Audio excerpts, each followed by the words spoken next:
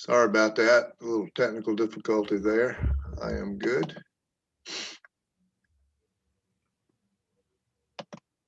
All right, sorry for being a little bit late. I had another meeting that ran a little bit longer than I anticipated, but I'm good to go. I appreciate those of you who are joining in. I see Mr. Jagar is with us again, and Mr. Stuart Carmel. So appreciate y'all joining us type thing. This was going to be a repeat of what I did early Monday morning, early 8 o'clock, and go over that. But before I get into that, if I would be willing to take questions that I'll be sure I'll try to cover. Today's topic is on the city center area and how did we get where we're at today and the vision forward and what we're attempting to do there. I have, let me find them here. I have 2 or 3 questions that I had from the Monday morning meeting. I'll try to answer those. Also, I know Jagar, you had 2 or 3. I've gotten information back on those and I'll try to cover those also. But if you would allow me, Mr. Carmel, if you'd like to unmute, and if you have any comments to begin today with, I'll be glad to jot them down and be sure I cover them. Okay, thank you.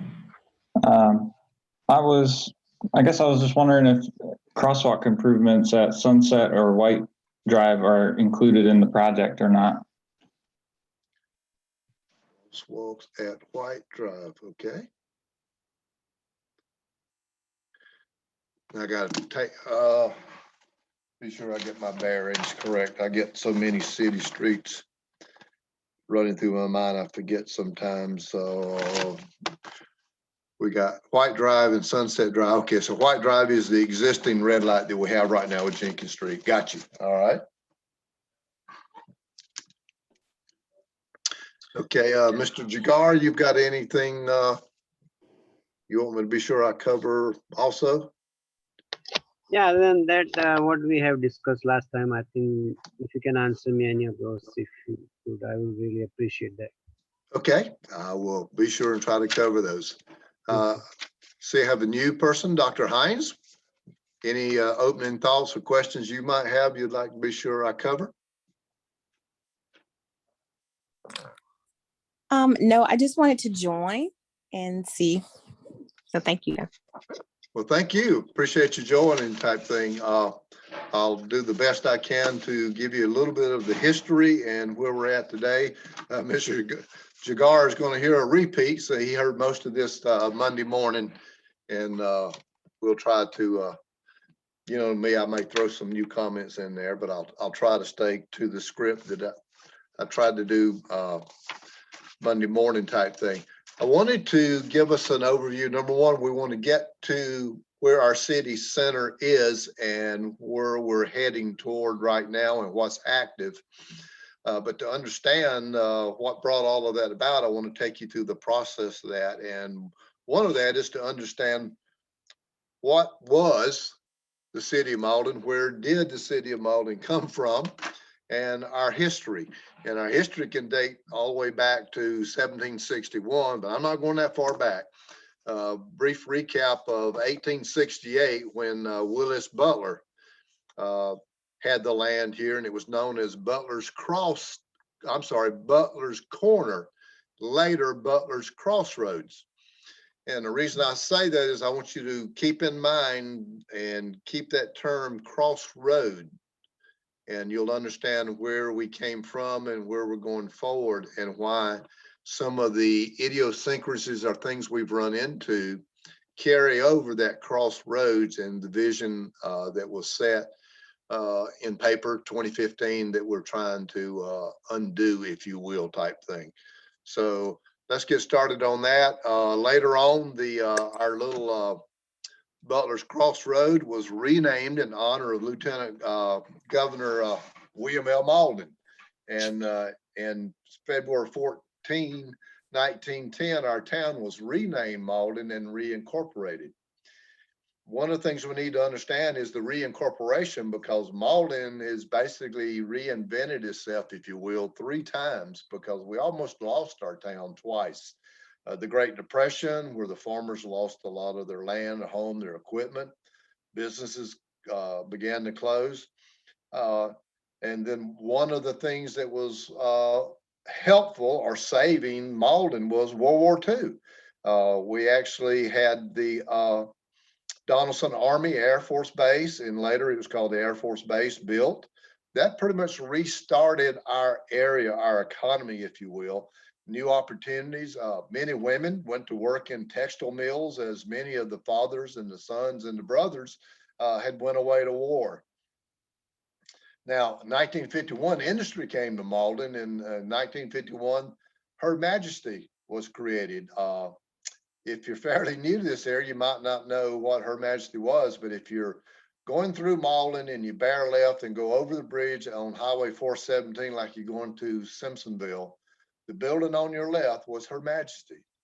And it was a manufacturer, cut and sew type operation for ladies' garments, mostly nighttime garments and underwear, for lack of a better term, and was a big job producer here in Mauldin. My mother-in-law actually retired from Her Majesty.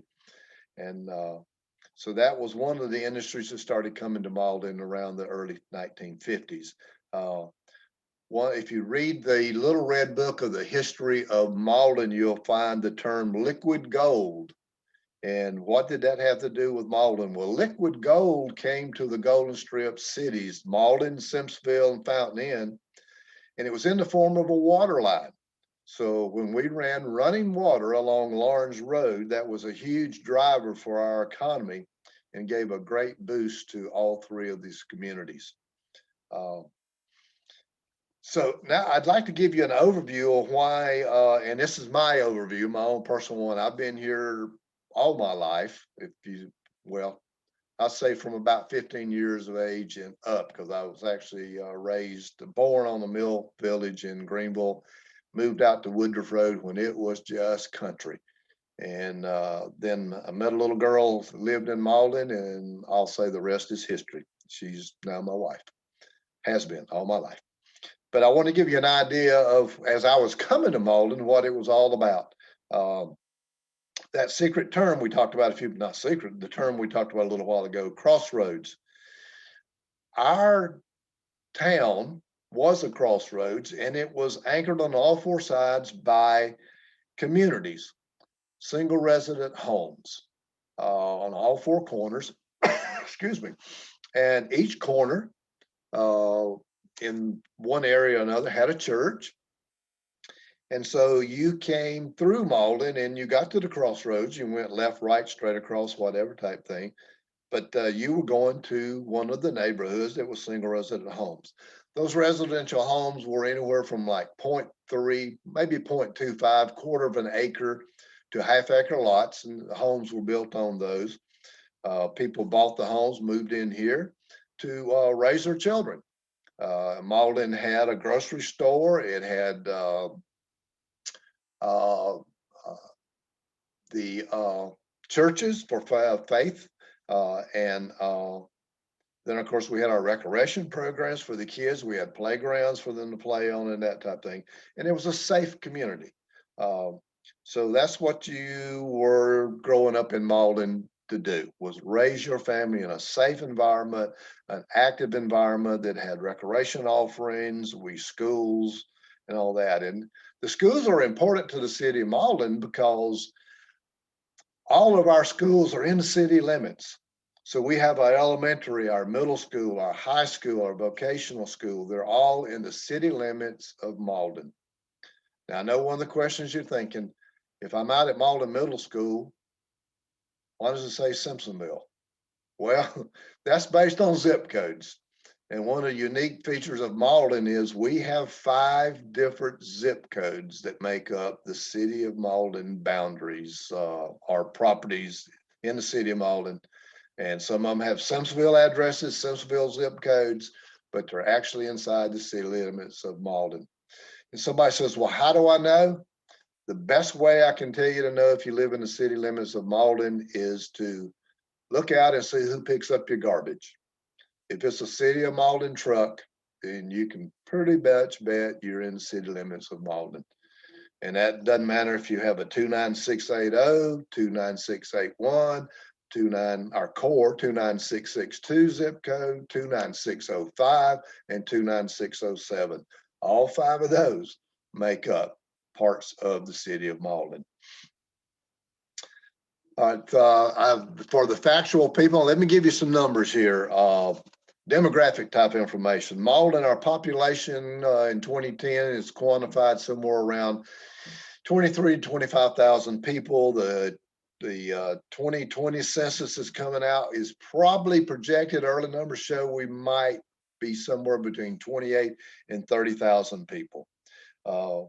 We're in the Greenville metro area, and that area is predicted to grow 3% annually between now through 2030 and even beyond.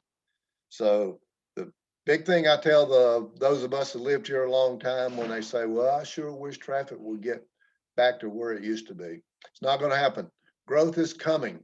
Whether we plan for it or don't, the growth is coming. We've done a great job over the last 15 years or so selling this area and the Greenville area and the upstate area that now people are coming to our area. And so we're glad to have them. Our unemployment in our local area is around 2%.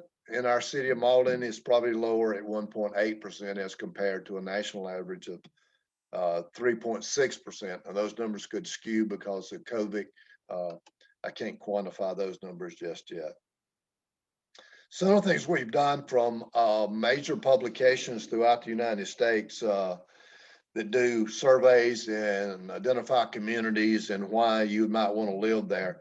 The city of Mauldin is in the top 10 most affordable place to live. We're ranked in the top 10 for best high school, our own Mauldin High School Mavericks. So we're real proud of that and proud of them. We're in the top 5 most successful city in South Carolina. Number 2 safest city in South Carolina. That was done with SafeWise and the Home Security Advisor organizations. This one I love. Number 2, enterprise friendly city in South Carolina. Enterprise meaning business friendly. I like to also say is people friendly. We still wave at each other, speak to each other, whether we're walking or driving or sitting at the intersection, nodding at each other or in the grocery store or whatever type thing. And I'm proud of that. Number 1, healthiest housing market. Hopefully that's not a surprise to you because I have several real estate agent friends and they tell me right now that if you think out loud that you're going to sell your house, well, list it. You'll probably have an offer the next day. You'll probably close on that sale within 30 days. So if you're going to list your house, be sure you've already identified where you're going to move to because our housing market is extremely active right now. Some previous data that's shown that our media age, I found this one a little bit surprising. Our media age is approximately 40 years of age. So that was interesting, especially for an old guy like me. Our educational level, extremely proud of this. Our educational level, 93.5% high school graduates or higher. That is above the national average. So extremely proud of that. I have to say, in my point of view, it's the city of Mauldin having our schools within our city and our emphasis on our schools and programs that encourage that and support that. So extremely proud of that. Now let me give you some success stories of where we're at in the city of Mauldin. Some of those are stats that we give up. New business permits, meaning businesses starting up in our city limits. Over the last 2019, 2020 kind of time frame, those permits are up 36%. A lot of businesses are coming and opening up or back open. A lot of them just renewed their business license and things like that. And so we're keeping a lot of them. So it's really good there. If you look at our commercial properties on the kind of the outskirts, I should do it higher where you see the circle there, the outskirts of Mauldin. If you're looking at Mauldin City Hall being the core, 1.5 miles in any direction is where our commercial corridor is at. Out on Monroe Drive, you've had an $11 million investment out there. Brookfield Global Lending just announced a $4.2 million additional investment to add over the next, I can't remember what the number was, 3 to 5 years, 640 new jobs. Last couple of weeks, you saw the announcement and the groundbreaking. We were well pleased to host Governor McMaster's out there. But Bridgeway Station has a whole village town concept based on an Italian motif that you're going to find extremely exciting.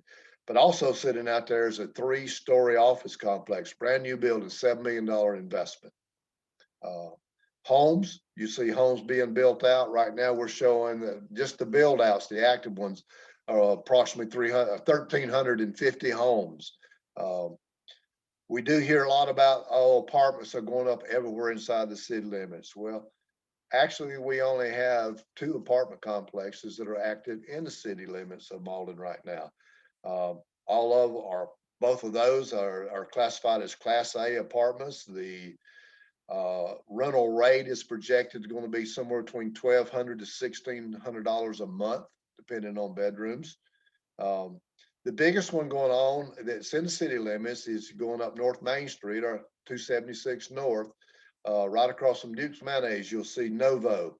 That's an affordable luxury apartments, approximately 300 units in there. Now you do see other developments going on, but those are townhomes, not apartments. We also have some workforce housing down East Butler, probably kind of right across the street from Mutt's. We have Mercy Housing beginning to build 42 apartments going in there. Also, if you was to turn left on Old Mill Road and go up to the 4-way stop sign at Miller Road, there on your right is a GCRA development of 18 duplexes. Beautiful buildings. They actually look like homes from Old Mill and Miller Road. If you go down in the little cul-de-sac, you actually see they are duplexes, and they were all occupied by the time they got occupancy permits, that people are already ready to move in there, kind of thing. We also announced that they're going to be out East Butler, cross over 385. You'll see the Spink store on your right. We're just past there. You'll see a road to the right. It goes to a cul-de-sac. A company by the name of HBS is projecting to build 76 apartments in there. Again, workforce housing, not subsidized housing, workforce housing designed to target those police officers, school teachers, health workers, firemen, and those fire people, I should say, in that area type thing, affordable. So we're pleased with those. Now, yes, we've also got some new townhomes coming up, or cluster housing, whatever you want to call it, but mostly townhomes. We've got some right down, if you go past the new Popeyes, I want to mention that, just past, that's new Neely Ferry Road, right there on the right after you pass the old shopping center on the right, the Tractor Supply's in. That's new Neely Ferry, and right past that, there's some townhomes being built there. If you head on down to Greenbrier Drive and Baldwin Road, some new townhomes going in there. If you go out West Butler, you see the new grading been done on the right, the new laydowns that are out there. Right there on West Butler, those are townhomes that are projected there. They're kind of across the street from some of the apartments that are already on the other side, on the east side. So you do see a lot of growth there. So we're seeing that, and we're getting more and more requests every day that I want to move into Mauldin, and give you all the reasons why, but I want to move, but I'm having trouble finding. Well, they're building. We could be a year or two out from getting them all online, but we're going to do the best we can.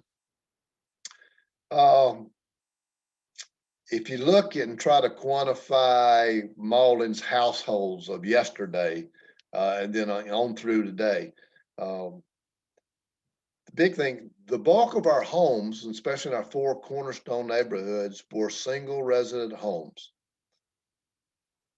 those people live there and leave there to go somewhere, whether it's grocery store, the church, go out to eat or anything else, get in a car. That's not surprising, is it? So our mobility rate, 94% mobility is via automobiles, personal automobiles. Okay.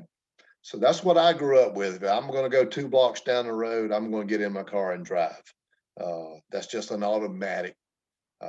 That thought process is changing though. And as we look at the people that are moving into Mauldin, the younger, and I'm going to call that 3 or 4 different age groups. I call those younger. Everybody's younger than I am, but those younger age groups moving in, they're not looking for a quarter to a half acre lot with a single resident home. They're not looking to spend a day and a half or an afternoon and a half cutting their grass in that. They want a cluster home. They have an HOA, it takes care of all that.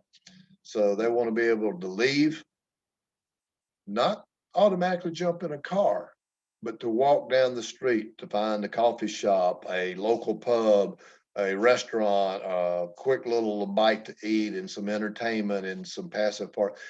They want to ride a bicycle.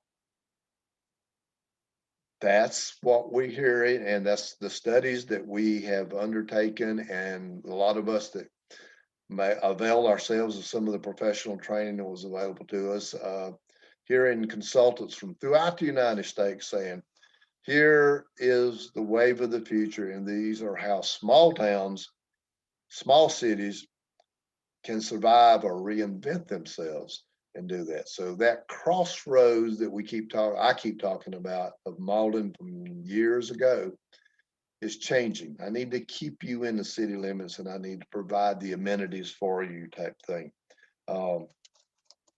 That's what we've got to try to do. Now, again, I realize give me just a second. In the old day, we call that, I need to wet my whistle there. So the Mauldin quality and concept of our daily lives is shown through some of the studies. I've told you some of the facts as far as the most affordable place to live, the housing market and all that. The opinions I hear expressed by both older and newer citizens of Mauldin state the reasons for moving this area. Part of it is the demographic information I gave you and the media income, the national market and all that.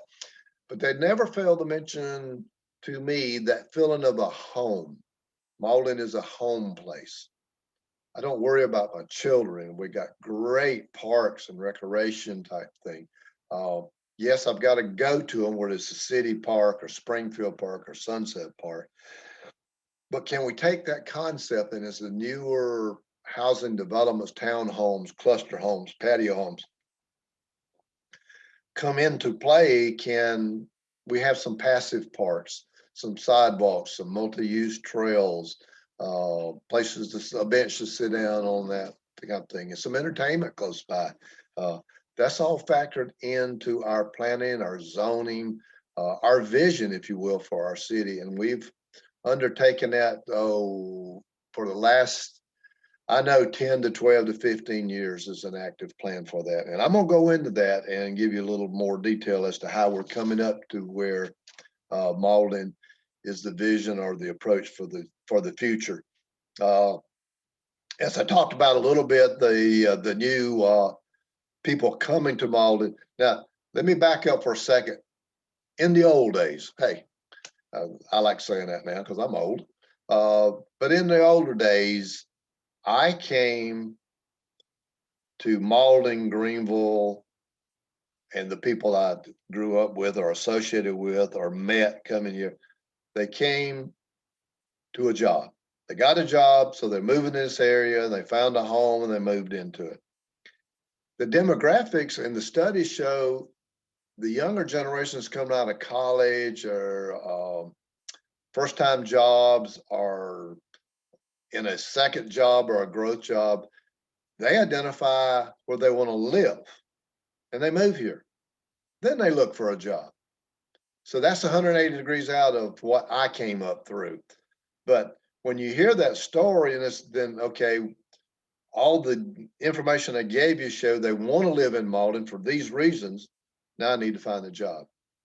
Remember, I talked about that little circle around us where all our commercial industrial hubs at, the big jobs, the Brookfield Oats, out on Monroe Drive, and those type things are places. So the jobs are there, but we needed a different way to look at the housing needs and the entertainment needs and even the transportation needs.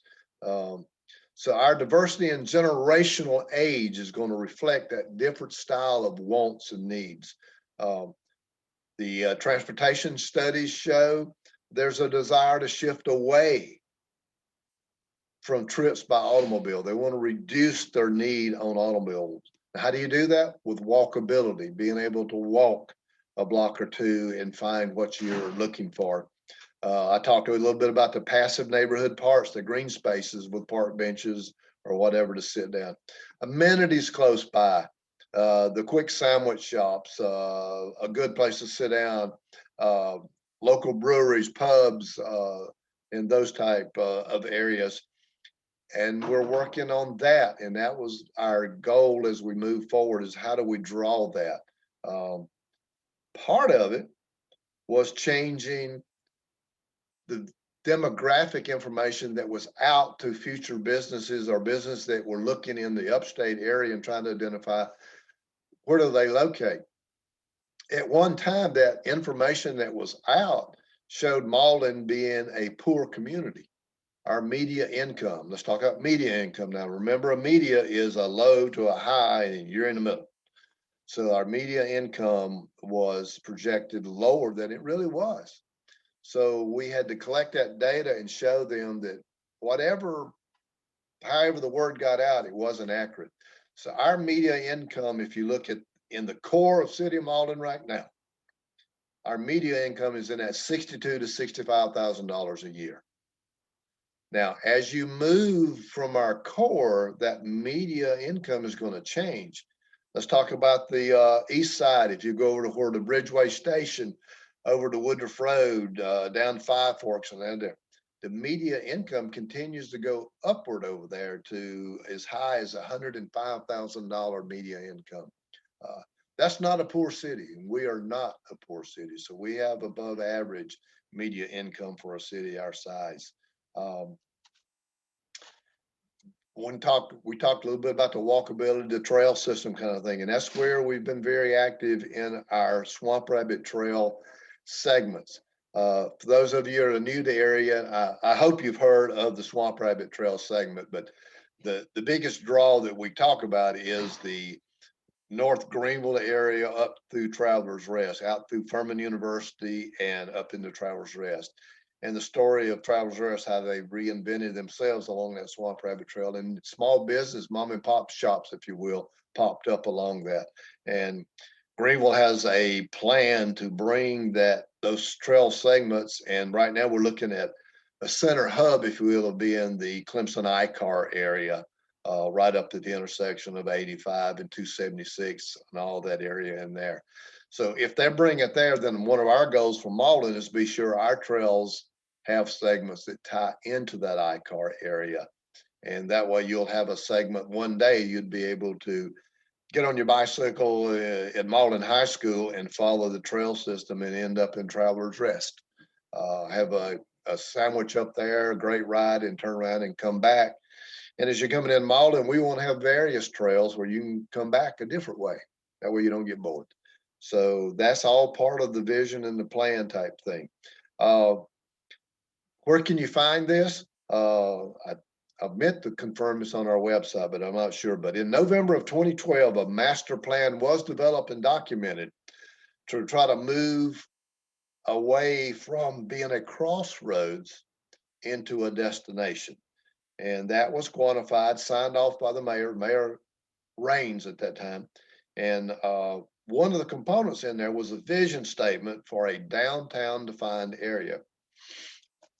So allow me, I want to read verbatim the vision statement in there.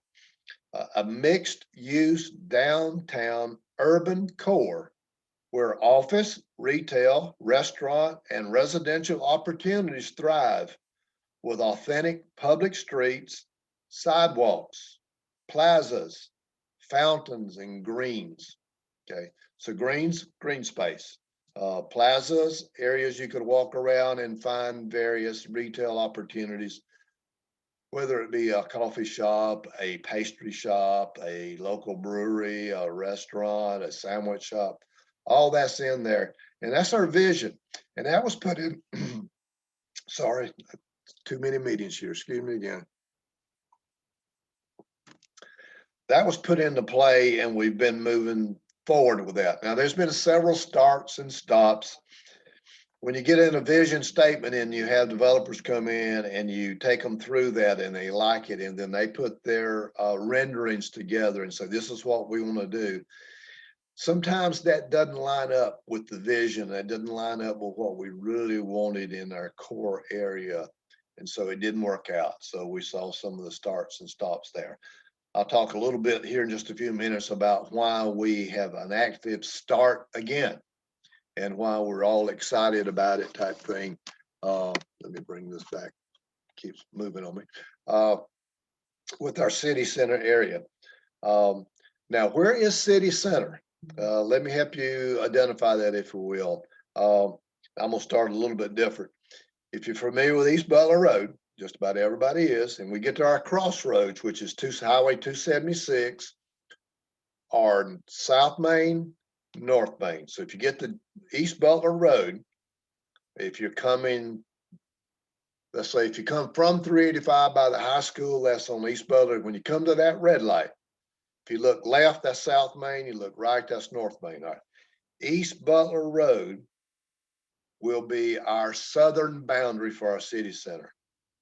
All right, so now we're going to turn right and head North Main Street or 276.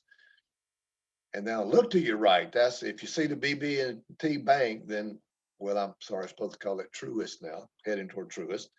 All right, that's the western boundary. Then you go on to the first red light. You'll see, if you stop there, you got distinctive detail on your right. You've got, I just lost the name on the left.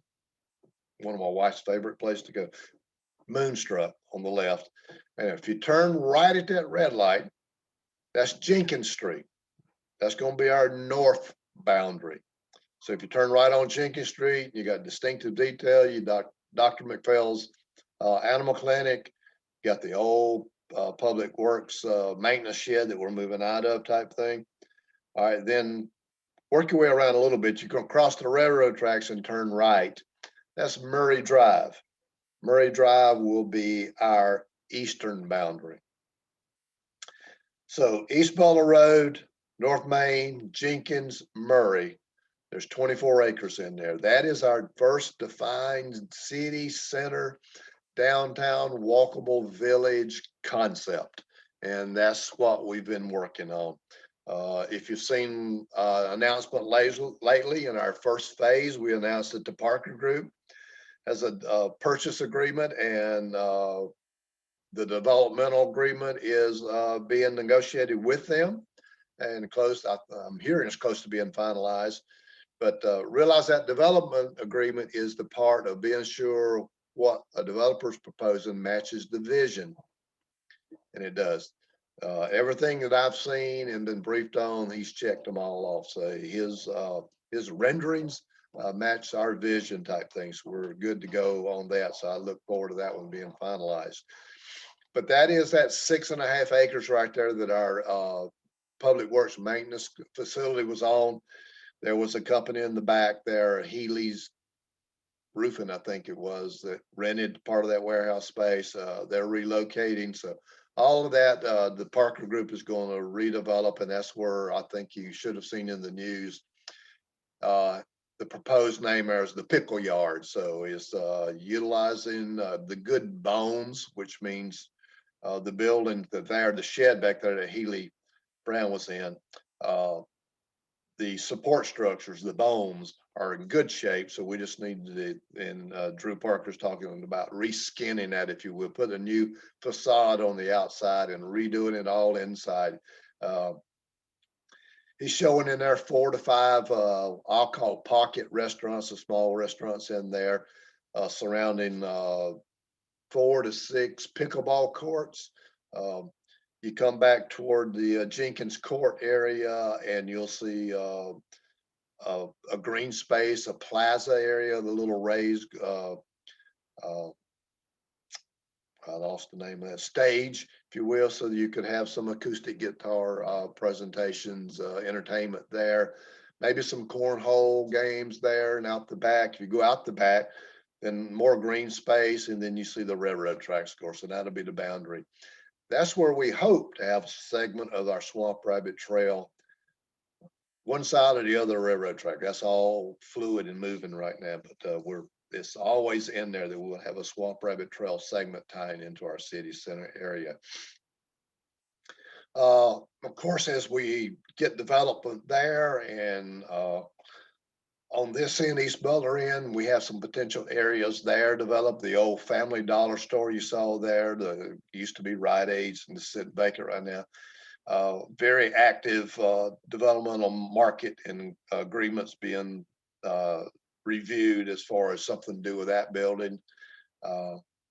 So we've got some activity on, what do I call that, the south side, the south end of that city center area type thing. So we're seeing that goes. The Jenkins Court is currently there right now between our maintenance shed and Dr. McPhail's in the backside of the laundromat and the Deja Vu and Jagard's operation there. That will be developed into a nice city street with sidewalks and all that time. And the vision from 2012, the master plan, if you will, shows that there's a series of streets we hope to see put in there. And that's still the master plan that we're working off of. So we hope to pull that one off. That was one of Jagard's questions as to, is there any public documentation showing that? No, that's still a vision that has been played out with companies. I always get this acronym wrong, but GCDLC, ALC, or something like that is that we go to as far as trying to get funding and things like that, and presentations are made back and forth. But we hope to see movement on that soon, but there's nothing, there's no contracts, there's nothing out there that council has vetted or anything like that. Let me throw this out. If you ever have a question about something, please submit your questions to our city clerk, Cindy Miller, and she can get it to you. If you need to request information, there's a process to go through. Be sure and get in touch with her on that. But we still hope that Jenkins Court, if you will be our, my term, main street through the city center area, and how it connects to still be determined type thing. There's many other phases, if you will, that are underway discussion. Our economic development director, Mr. Van Broad, and our city administrator, Mr. Madden, are constantly making introductions and have meetings and trying to do that. Keep things moving in different opportunities there. Now, you should have seen some things adjacent to that city center there. We just had the groundbreaking for the new Aldi's, which is over where what I used to call that gold building, the old yellow block building was sitting there.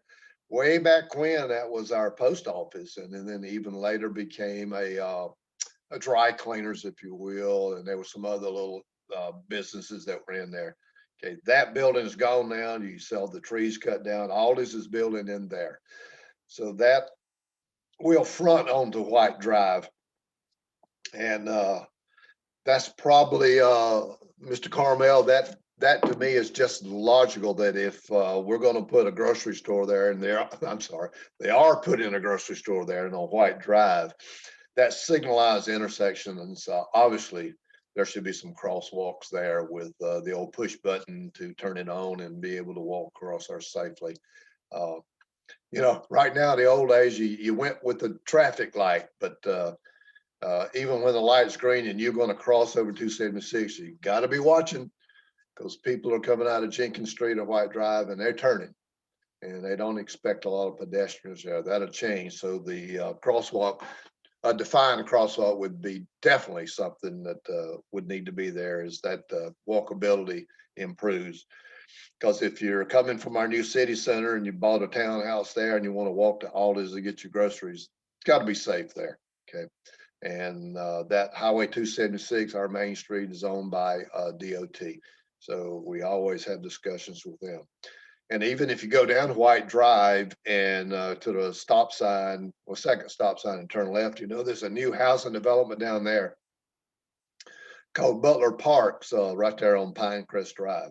So I know part of our discussions with some of the residents there was they loved the fact Aldi's was coming, and that was walkability for them. So we're extremely pleased with that type of thing. Other noteworthy kind of examples you should have seen, of course, Popeyes opened up. Cookouts took the old Sonic Drive and have repurposed that. They're open now.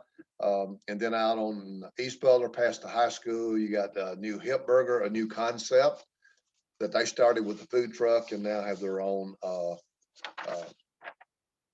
restaurant type thing. So that's kind of a long-winded explanation of where Mauldin came from, how we've had to reinvent the information that gets out there about City of Mauldin, and try to entice the developers to come here. I know with the introduction, with the first phone call that was made to Drew Parker with the Parker Development Group, before he committed to come and meet with us, his story is he came to Mauldin and drove around for 2 or 3 days and just looked. And when he went down to our cultural center and saw our sports center and the amphitheater area and saw videos of the draws that we had with our Beach and Friday and our music series and our youth theaters and all that, his story, I want to be in the City of Mauldin. So then when he came and met with us the next week type thing, he was excited. He got us excited. We're able to get some renderings together. So it's happening. And he loved the concepts and the phase one, if you will, type thing. From that, I'm gonna go back. Let me answer some questions that came up from the Monday morning meeting. Are there public plans for tying roads into 276? This came from Jagar. Yes, they are. And if you look at the 2015 master plan we're developing in, you'll see 3 or 4 new streets and how they're tied into. Remember, those are concepts and visions. Will they all happen exactly that way? I don't know. But it's a good plan. I like some of them that I see. Jagar also said there was 2 or 3 property owners that would be interested in talking and discussing with developers as well, and just some introductions. I spoke with Mr. Madden and Mr. Broad. They reached out to let some developers know that there were some property owners interested in talking about their property. Now realize that our city center area, there's 24 acres there defined right now. The city owns approximately 12 and a half acres. We just sold, or in the process of selling and waiting on the development agreement, and then we'll close hopefully soon on that. So that was the 6 acres we owned, and we're using it as our phase one to get something started with the Pickle Yard and that type of thing, and the townhomes and that. So we got some others coming. They're not ready. They haven't been vetted by council, so they're not public yet, but they'll be briefed on some contractual arrangements and things like that. So we do see that happening. So we're excited about that. Long story, the other 12 acres are owned by private property owners, such as Jagar. Those will have to be individual conversations. We can help make introductions, but the actual negotiation, if there is any, will be between the private property owner and any potential developer type thing. Similar to the process that Jagar you went through back with the one that just didn't pan out for us. So that will be the one that starts that. We talked about if there's any contracts out there and you want some of that information, please put your request into Miss Cindy Miller, our clerk, and she'll be sure that information is forwarded and gotten to you for that type thing. Mr. Carmel, I think I talked about the crosswalk. It just makes sense. So I would I'd be a proponent to see that that moves forward type thing. Other than that, I hope I hadn't put anybody to sleep. Dr. Hines, you're still here. I appreciate that. I just noticed the So I'm new, still here. good, good. Well, I do have a question if I could, I don't know if I'm out of order or not, but if I had a question. no, it is time for questions. Please do. There is a rumor, and I'm doing air quotes, about there being a Target coming. I don't know if I missed that part, but a Target where the Bilo closed on Butler Road is do you know anything about that or? Yeah, I can confirm to you that that is a rumor.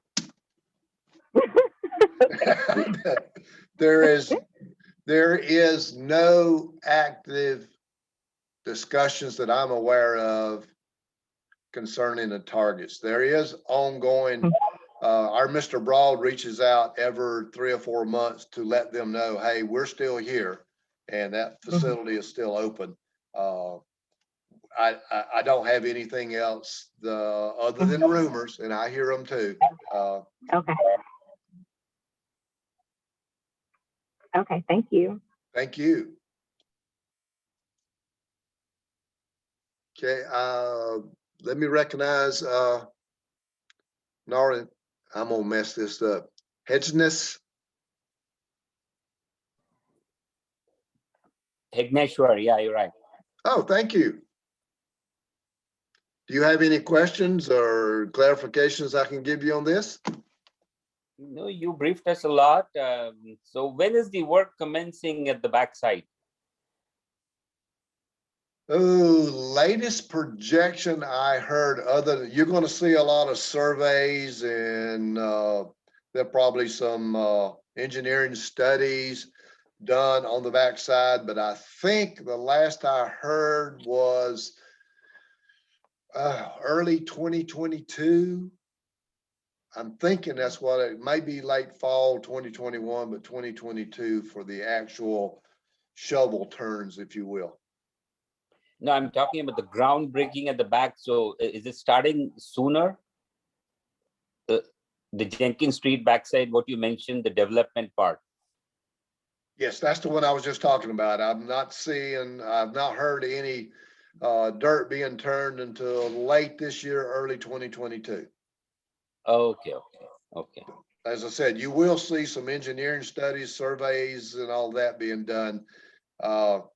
And there'll have to be discussions between the developer and us. Of course, we want to put that Jenkins Court to be sure it's wide enough for the sidewalks and everything in that. Okay, Mr. Mayor. Okay. Thank you, sir. May I ask you one question? Yes, Jagar. Any update on that Family Dollar plan upgrade or anything starting soon or not? Family, okay, on the corner here of East Butler and North Main Street. Yes. Trying to remember. We had a contractual meeting with him and we liked what we saw, and he was supposed to come back with a proposal. And we haven't seen that yet, but our vision and what some renderings he showed us were promising. So I hope to have an announcement on that. Gosh, I'd hope we'd have something public within 30 days. That's me speaking. Within 30 days, I'm hoping something on that. Thank you. Thank you, sir.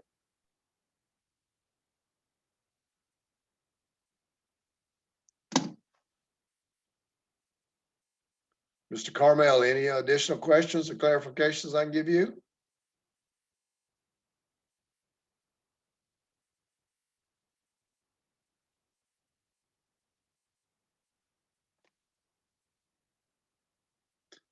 Okay, well, I certainly appreciate the questions and the participation. I really look forward to getting beyond the Zoom meetings when we can get back to having coffee.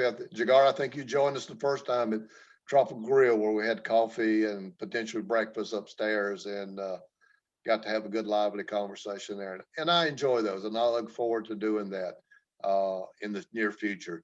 I think we're going to continue Zoom meetings up through May, but by the first summer, I hope we can safely, comfortably sit down and be across the table and have a cup of coffee or whatever. I'm open to days and times. It doesn't have to always be an early morning or a late afternoon or a Friday and a Monday. If it needs to be a luncheon or a 10 a.m. Or a 2 p.m. or a 7 p.m., spread the word. Get back to me and let me know your thoughts and desires. I'll adjust. I live here in the city. I'm retired. This, mayor part-time gig supposedly, but it gives me flexibility. I can meet you anytime, any place, and we can chat. I'll confirm what I can. I do hear a lot of rumors. I shop locally, so when I'm in the grocery store, the local barber shop or whatever, people do stop me and they say, hey, I heard this, I heard it. One made the rounds not too long ago was the Red Lobster. Those of us who've been around long enough know the technical obstacles to Red Lobster and the person who owns the one in Greenville. And years ago when he has the franchise, you can't build another one within a lot of miles of that one. So that's purely a rumor. And I know the people who like to restart it type thing, and that's good discussion. But I don't want to be another, we're doing it too. We want Mauldin to be unique, and we want you coming to Mauldin. One of the datas I didn't throw out, and our economic development director uses this a lot. The people that live, the businesses live in Mauldin, and they go out of Mauldin to shop. They go out of Mauldin to eat and visit. We saw numbers that shows that's $28 to $30 million a year that goes outside the city limit of Mauldin. We'd like to have a good piece of that back. So that's our reason for having dining locations and local pubs or breweries or coffee shops, pastry shops, entertainment, to our cultural center, theaters, and our grounds out there. Come and work out at the sports center and all those. All those draw people into Mauldin and spend your money here. That's a win-win for us. And we look forward to adding and offering the amenities to allow that to happen type thing. So that's our plan, that's our purpose. But let me know. May's topic will be on East Butler Road. It's a South Carolina DOT project. We've been waiting 14 years to get East Butler Road just paved, but now there is a project they have to go through. There's some federal funds they're using. There's some requirements there. I'll go through all those nuances and where we're at in the negotiations with South Carolina DOT as the best way to make East Butler Road a modernized, nice, attractive entranceway into Mauldin. And you can safely come down that road and join us for various levels of entertainment and dining opportunities, worship opportunities. So that'll be in May. I look forward to it. In the meantime, if you have any questions, comments, suggestions, email me at tmerritt, that's TMERRITT at mauldinCitySC.com. Or you can go to the website and go to government. You'll find all my contact information there, along with my mobile number. So feel free to reach out to me with suggestions, and I look forward to it. Another question? All right. If not, we will sign off, and I look forward to seeing and talking to you again. So thanks for joining me. Y'all have a good weekend and be safe.